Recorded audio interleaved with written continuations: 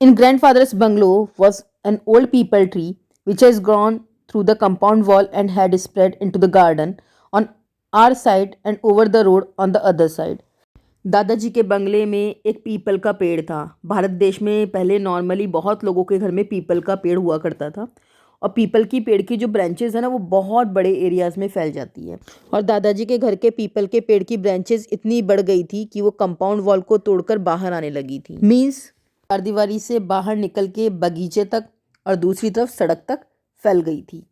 और उस पीपल के पेड़ पर एक प्रेत रहा करता था और वो प्रेत बड़ा खुशी से रहता था वहाँ पे और घर के अंदर किसी भी सदस्य को वो परेशान नहीं करता था। भारत देश में ऐसा माना जाता है कि पीपल के पेड़ पर प्रेतों का वास होता है। तो उस पीपल के पेड़ पे भी एक प्रेत था, लेकिन वो आराम से राजी खुशी रहता था, किसी को परेशान नहीं करता था। तो नरेटर कहता है कि मैं सपोज करता हूँ कि जो रोड पे ट्रैफिक था ना, वो ट्रैफिक उस प्रेत को पूरी तरह से एंगेज्ड रखता था। Sometimes when a tonga was passing, suppose कभी कभी टांगा पास हो रहा हो, जैसे कि आप इमेज में देख सकते हैं। पुराने ज़माने में घोड़ा गाड़ी चला करती थी, एक कार्ट होती थी, उसको घोड़े से बांध दिया जाता था और घोड़े के स्पीड के साथ वो कार्ट चला करती थी। तो सपोज़ रोड से अगर एक टोंगा पास होता रहता था तो वो प्रेत उस पौनी को डरा देता था। जाहिर सी बात है, अगर प्रेत हमारे सामने आएगा तो हम भी डर जाएंगे। तो ऐसे जो वो घोड़ा गाड़ी में जो पौनी लगी होती थी उसको वो प्रेत डरा देता था। और घोड़ा गाड़ी एज वेल एज वो पौनी, मतलब पौनी और टोंगा दोनों के दोनों रोड पे लड़खड़ा जाते थे और अपना बैलेंस खो देते थे। कभी कभी वो प्रेत क्या करता था, रोड के ट्रैफिक पे अगर कोई व्हीकल जा रहा है तो उस व्हीकल के इंजन में घुस जाता था और इस वजह से इंजन खराब हो जाता था या काम करना बंद हो जाता था। And he like to knock the 16 topees of the head of the sahib. Sahib एक इंग्लिश वर्ड है, अगर आप डिक्शनरी में ढूंढेंगे तो आपको 100% मिलेगा और ये वर्ड ब्रिटिश ऑफिसर्स के लिए यूज़ किया जाता है। 16 टोपी एक्चुअली वो टोपीज़ होती है जो कि 16 प्लांट से बनती है और स्पेशली ब्रिटिश ऑफिसर्स वो पहनते थे। तो ये जो प्रेत था, कभी कभी जो 16 टोपी जो पहने होते थे उस टोपी को साहबों के सर से उछाल कर फेंक देता था और उस प्रेत को ये करने में बहुत मज़ा आता था। और ये जो साहिब लोग होते थे उन्हें बड़ा सरप्राइज होता था कि भाई हवा ने इतनी तेज़ी से उनकी टोपी को उछाल कैसे दिया, और देखते ही देखते टोपी भी गायब हो गई। ऐसा कैसा पॉसिबल है। कभी कभी ये जो प्रेत था कुड मेक हिमसेल्फ फेल्ट, मतलब ये भी फील करा देता था कि मैं मौजूद हूँ, लेकिन he was invisible to the human eye, लेकिन हम इंसानों को या इंसानी आँखों को वो नज़र नहीं आता था। Grandmother's tailor, Jaspal, who never had anything ready on time, blamed the प्रेत for all his troubles. तो दादी माँ का जो टेलर था जसपाल, उसका कभी भी कोई काम टाइम पे तैयार होता ही नहीं था। वो हमेशा कह देता था कि भाई प्रेत की वजह से ही मुझे मुश्किलें हो रही है, इसी वजह से मेरा काम टाइम पे हो नहीं पा रहा है। Once when yawning Jaspal forgot to snap his fingers in front of his mouth. तो एक बार जब जसपाल साहब उबासी ले रहे थे, जसपाल कौन, टेलर, तो टेलर साहब जब उबासी मार रहे थे तो वो अपनी फिंगर्स को स्नैप करना भूल गए मुंह के सामने। स्नैप द फिंगर होता है चुटकी बजाना, तो जो जब हमको उबासी आती है तो हम चुटकी बजाते हैं ना, तो वो बजाना भूल गया सामने।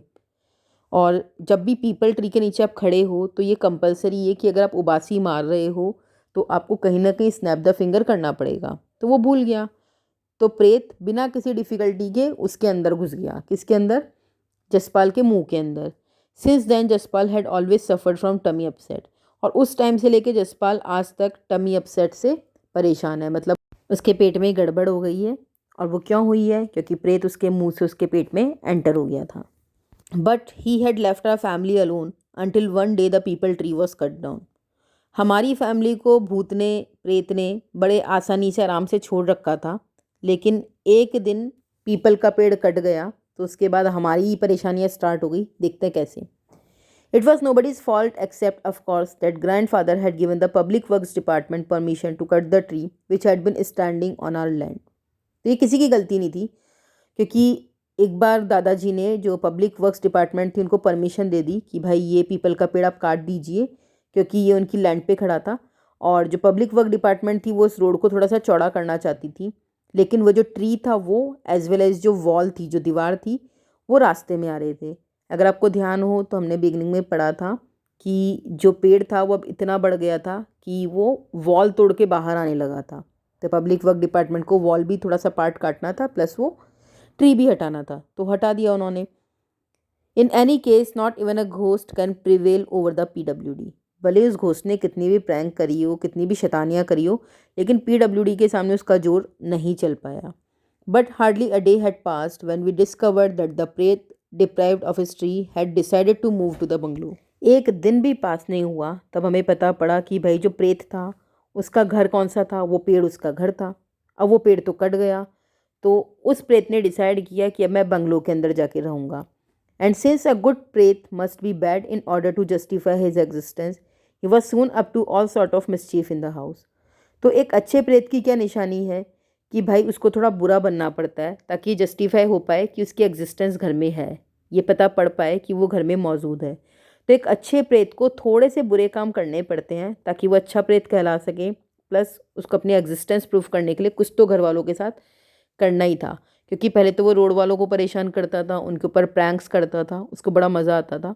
अब उसने यही प्रैंक्स घर वालों के साथ करना शुरू कर दिया। He began by hiding grandmother's spectacles whenever she took them off. तो सबसे पहले उन्होंने प्रैंक करी ग्रैंड मदर के चश्मे के साथ। तो दादी जी जो थी घर की, वो अपना जो चश्मा थी उसे उतार के रख देती थी, और जैसे ही वो उतार के रखती वैसे ही वो प्रेत उसको छिपा देता था चश्मे को। I am sure I put them down on the dressing table, she ग्रम्बल्ड।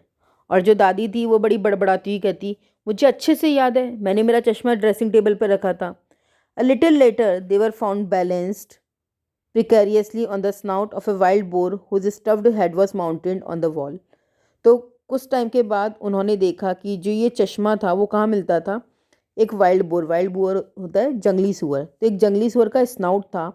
वो स्नाउट का जो हेड था वो भरा हुआ था, स्टफ्ड था, और वो उनकी वॉल के ऊपर हैंग करे हुए था। मतलब उनकी जो वरांडा की जो वॉल थी उस वॉल के ऊपर एक जंगली सुअर का एक स्नाउट, तो ये स्नाउट के ऊपर वहाँ पे एक उसका स्टफ हेड था जो कि वॉल पे लगा हुआ था, उसके ऊपर ले जाके वो चश्मा लगा देता था। Being the only boy in the house, अब जो नरेटर था वो एक बच्चा था और बेचारा छोटा बच्चा था, वही अकेला लड़का था घर में। I was at first blame from this prank. तो सबसे पहले कहते थे भाई कि मैंने ही किया होगा ये सब कुछ, मीन्स नरेटर नहीं किया था क्योंकि वही छोटा था सब में। तो जो छोटे बच्चे होते हैं जनरली वही ये हरकतें करते हैं, तो उन्हीं को ब्लेम किया जाता था। But a day or two later when the spectacles disappeared again only to be discovered dangling from the parrot's cage। लेकिन जब एक और दो बार बाद भी ये जो चश्मा था वो गायब होता रहा, नहीं मिलता था, तो जब बार बार चश्मा गायब होने लगा तो वो कहाँ मिलता था, जो पिंजरा था तोते का उससे लटकता हुआ मिलता था। It was agreed that someone else was at work. तो इससे ये एग्रीमेंट हो गया भाई साहब कि मैं कौन, नरेटर, यानी कि ये जो गलती है, ये जो प्रैंक है वो नरेटर नहीं कर रहा, कोई दूसरा पर्सन कर रहा है।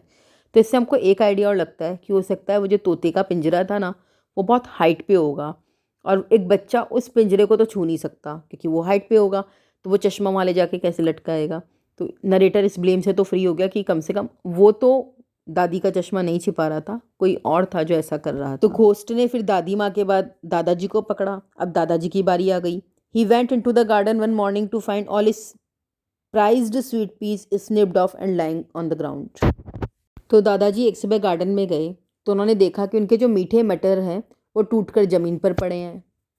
अब दादा दादी के बाद अंकल कैन की बारी आई। Uncle ken was the next to suffer. अब जो अंकल कैन थे उनकी सफरिंग की बारी आ गई थी। When he'd gone to bed, he hated being woken up.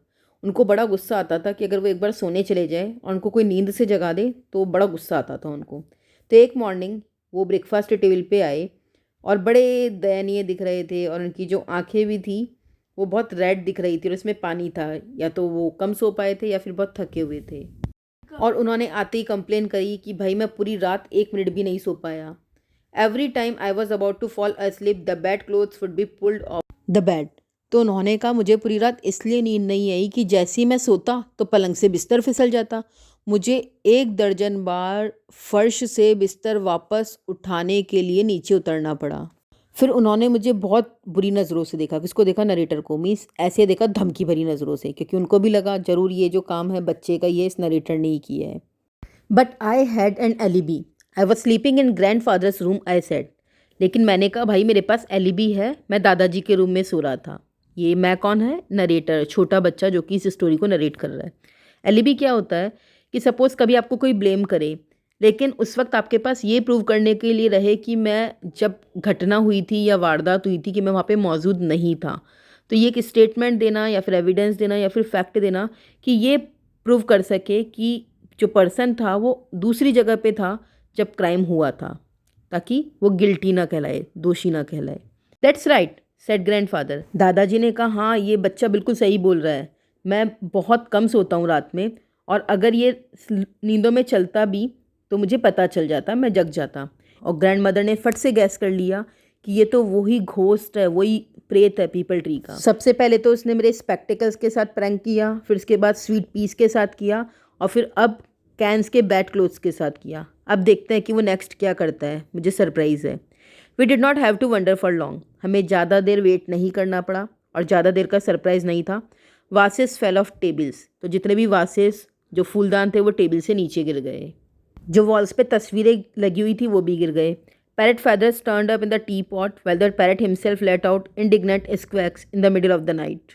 T pot में तोते के पंख मिले और तोता खुद आधी रात को गुस्से में ची ची करके चिल्ला रहा था। और कैन चाचा को उनके बिस्तर पे एक क्रो का घोंसला मिला, और जब उन्होंने उस क्रो के घोंसले को खिड़की के बाहर फेंका तो दो कौवों ने उन पर हमला कर दिया। When aunt Mini came to stay things got worse. और जब आंट मिनी उनके साथ रहने आई तब तो चीज़ें और भी बुरी हो गई। She was a nervous easily excitable person, just the right sort of prey for a spiteful ghost. वो बहुत नर्वस तरह की लेडी थी और बहुत ही ज़्यादा जल्दी से गुस्सा हो जाती थी। तो घोस्ट के लिए वो एक अच्छा शिकार थी जिसको घोस्ट अच्छे से अनॉय कर सकता था, परेशान कर सकता था। Somehow her toothpaste got switched with a tube of grandfather shaving cream. तो उनका जो टूथपेस्ट था आंट मिनी का, उसे ग्रैंडफादर की शेविंग क्रीम से रिप्लेस कर दिया घोस्ट ने। And when she appeared in the sitting room foaming at the mouth we ran for our lives. तो जब वो सिटिंग रूम में आई तो उनके मुंह से बहुत सारा झाग निकल रहा था, फैन जैसा कुछ निकल रहा था। हम डर के मारे जान बचा के भागे। 2 days later, Aunt Minnie was left with a bruised and swollen nose after a fruit came hurtling towards her from the pantry shelf across the room. 2 दिन बाद जो आंटी मिनी थी, उनकी जो नाक थी वो सूज गई थी और उस पर नील जम गई थी क्योंकि उस पर चोट लगी थी, क्योंकि एक फ्रूट उनकी तरफ मूव करता हुआ बड़े डेंजरस वे में, बड़े अनकंट्रोल्ड वे में फास्टली मूव करता हुआ आया। और वो फ्रूट कहाँ से आया? पेंट्री से। पेंट्री क्या होता है? पेंट्री वो जगह होता है जहाँ पे कि हम फूड आइटम्स स्टोर करके रखते हैं। ये काम प्रेत का ही हो सकता था। She swore that life had been more peaceful during the war. कितनी फ़नी लाइन है। आंट मिनी बोली कि वास्तव में मैं कसम खा के कहती हूँ कि इससे अच्छी शांतिप्रिय ज़िंदगी तो शायद युद्ध में हो। मतलब जैसे युद्ध में, वॉर के टाइम पे ज़िंदगी बहुत वर्स होती है, लेकिन उनकी लाइफ इस घर में इतनी वर्स हो गई थी प्रेत की वजह से कि उनको लगने लगा कि वॉर की लाइफ ज़्यादा पीसफुल है इस घर में रहने से। We will have to leave this house declared grandmother. दादी माँ ने कहा, हमें अब ये घर छोड़ देना चाहिए। अगर हम यहाँ पे ज़्यादा देर के लिए रुके, both Ken and Mini will have nervous breakdown. तो कैन और मिनी दोनों मेंटली इल हो जाएंगे, मीन्स दिमागी रूप से बीमार हो जाएंगे। And so a few days and several disasters later we began moving to a new house. तो कुछ दिनों के बाद और बहुत ज़्यादा मिस हैपनिंग्स हुई, बहुत ज़्यादा खतरनाक चीज़ें हुई, तो उन्होंने नए हाउस में मूव करना शुरू कर दिया था। 2 bullock carts laden with furniture. तो 2 बैलगाड़ियाँ बुलाई गई, उसमें फर्नीचर लादा गया। And heavy luggage were sent ahead. और जो भारी सामान था उसको पहले भेज दिया गया। जो पुरानी कार थी, उस पुरानी कार की छत पे बहुत सारे बैग रख दिए गए। वो बैग एक के ऊपर एक रखे गए तो ये लगा जैसे बैगों का ढेर लग गया है। और किचन के सारे बर्तन भी रख दिए गए थे। Everyone squeezed into the car and grandfather took the driver seat. हर कोई फंस के एक दूसरे से साथ ठसाठस भर के कार में बैठ गया था, और जो दादाजी थे वो ड्राइवर की सीट पे बैठ गए। पहले के ज़माने में ये होता था कि एक ही कार में बहुत सारे लोग खचाखच भर के बैठ जाते थे। मीन्स 5 सीटर कार है लेकिन 7 लोग बैठ जाते थे, तो घुस के फंस के बैठते थे। तो ऐसे वो लोग बैठ गए। We were barely out of the gate when we heard a peculiar sound. हम हार्डली गेट के बाहर ही निकले थे तभी हमें एक बहुत अनयूजुअल स्ट्रेंज सा साउंड सुनाई आया। As if someone was chuckling and talking to himself on the roof of the car. कि मानो कार की छत पर बैठ के कोई हंस रहा है या अपने आप से बातें कर रहा है। Is the parrot out there on a luggage rack asked grandfather. तो दादाजी ने पूछा कि वो लगेज रैक पे क्या पैरेट बैठा है। मतलब दादाजी को ये लगा कि जो पैरेट का पिंजरा था वो शायद लगेज रैक पे रखा है, जो सामान रखा है उसके ऊपर उसका पिंजरा रखा है। No, he is in the case on one of the bullock carts, said grandmother. दादी ने कहा नहीं, वो तो पिंजरा नहीं है वहाँ पे, न वहाँ पे तोता है। जो तोते का पिंजरा है वो तो हमने बैलगाड़ी में रखा था। Grandfather stopped the car. Grandfather ने कार रोकी, बाहर निकले and took a look at the roof, और रूफ की तरफ देखा। Nothing up there, he said. और उन्होंने कहा कुछ भी तो नहीं है इस कार की छत पर। Getting in again and starting the engine, वापस वो कार में बैठ गए और इंजन को स्टार्ट किया। आई am sure I heard the parrot talking. मुझे यकीन है कि मैंने सुना था कि शायद तोते बात कर रहे थे या तोते कुछ बोल रहे थे। Grandfather had driven some way up the road when the chuckling started again, followed by a squeaky little voice. तो ग्रैंडफादर थोड़ी सी दूर पे ही गाड़ी चला पाए कि फिर उन्हें वो दबी हुई हंसी सुनाई देने लगी, और इस हंसी के बाद इस बार उन्हें बच्चे जैसी ची ची की स्क्विकी वॉइस भी आ रही थी। Let's go it said gleefully. और जो वॉइस थी बड़े खुश होकर कर रही थी, चलो चलो नया घर नया घर, I can't wait to see it. मैं इंतज़ार नहीं कर सकता। What fun we are going to have. और नए घर में कितना मज़ा आने वाला है। जो प्रेत था अब उनके साथ नए घर में जाने वाला था।